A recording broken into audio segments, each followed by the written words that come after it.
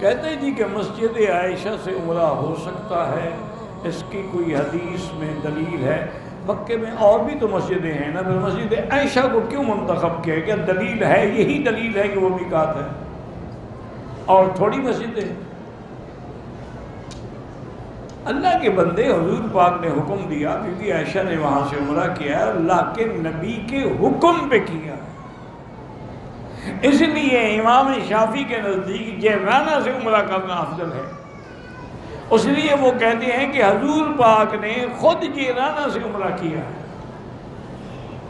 لیکن امام ابو حنیفہ رحمۃ اللہ علیہ کے نزدیک مسجد عائشہ سے افضل ہے۔ وہ کہتے ہیں کہ حضرت وہ فعلی حدیث ہے، یہ قولی حدیث ہے، وہ تو اتفاق ہے کہ حضور وہاں تھے تو عمرہ کر لیا، یہ تو حکم ہے حضور کا، تو لہذا یہ افضل ہے۔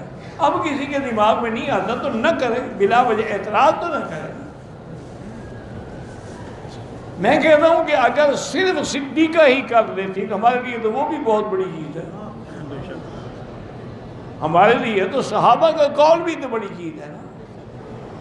لیکن یہاں تو حضور کا حکم بھی ہے اور بی بی عائشہ کا عمل بھی ہے، اور ان کے بعد پھر عبداللہ بن زبیر، عبداللہ بن عمر بھی عمرہ کرتے رہے۔ بس اللہ ہدایت دے، جب ضد آ جائے نا جی کوئی مسئلہ اثر نہیں کرتا۔ ایک مولوی صاحب تھے، اس نے کہا کہ میں گیا تھا ملتان، میں نے سارے ملتان والوں کو جھوٹا کر دیا، سب جھوٹے ہو گئے۔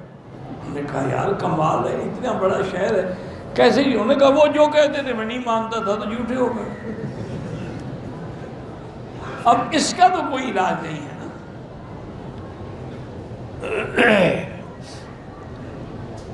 ورنہ اچھا اللہ کی شان دیکھو، ادھر ایک ضد ہے کہ مسجد عائشہ سے عمرہ نہیں ہو سکتا، وہ تو صرف بی بی عائشہ کے لیے تھا، چلو بھی حضور کہہ دیتے کہ بی بی عائشہ کے لیے اور کسی کے لیے نہیں ہے، یہ پابندی کہاں سے تم لگا رہے ہو؟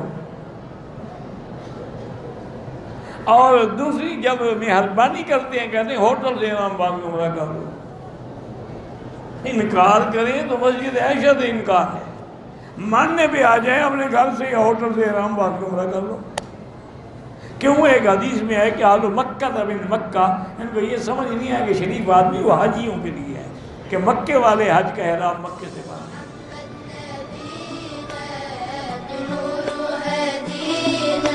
من مكة حبيبي نور سطع المدينة